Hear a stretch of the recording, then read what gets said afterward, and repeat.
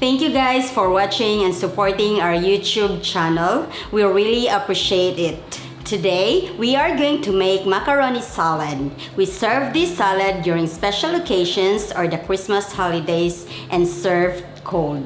When I was young, I can only eat this during Christmas Eve or Christmas Day. Anyway, this macaroni salad that I will be sharing is a sweet, creamy, and fruity flavor. This recipe is quick and easy to prepare. All we have to do is to combine all the ingredients. I am using salad macaroni, or you can use an elbow macaroni pasta.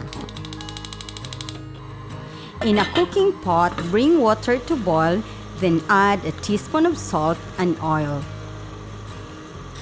Pour in the macaroni and cook for 10 minutes. I am preparing an ice bath for the macaroni.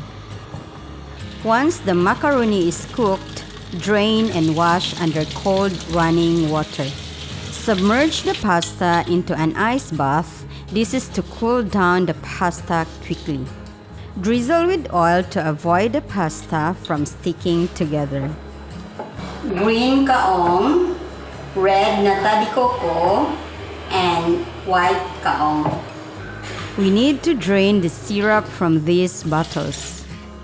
Careful, well, it happens. Continue to remove the syrup of the white Kaong and then transfer into the bowl.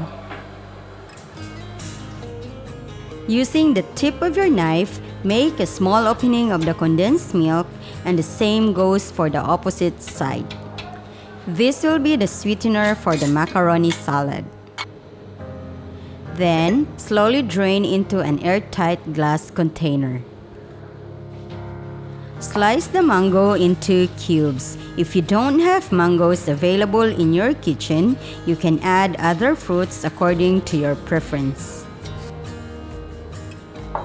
Remove the core of the pineapple because this is a bit hard and slightly bitter taste.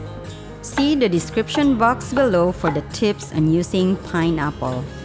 I am using a canned fruit cocktail and we need to drain the syrup. In a bowl, whisk the all-purpose cream vigorously. Then, add the evaporated milk. And pour in the condensed milk, then mix well. Lastly, add the mayonnaise, then mix. Combine all the ingredients in a large mixing bowl.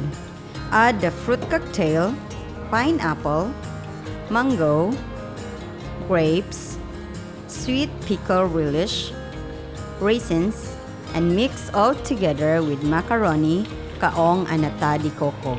Pour in the cream and milk mixture and slowly mix. Slice the cheese into dice, and the amount of cheese depends on your liking. Add the cheese into the bowl and mix. I am going to make a pineapple bowl for presentation purposes. Cut the pineapple into half.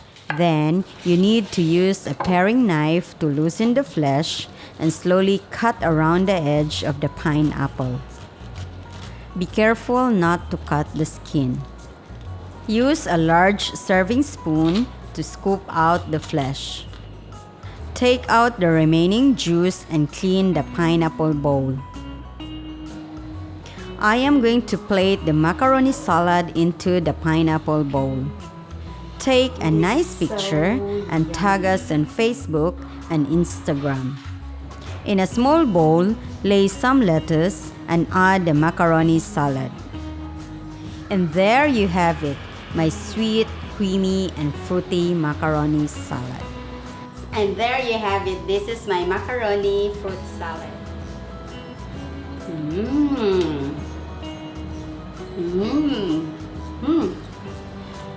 So delicious, so creamy. The sweetness is just nice. After you mix everything, you have to chill this for at least 2 hours, then serve. Kaon sa ko. Lamig ayo.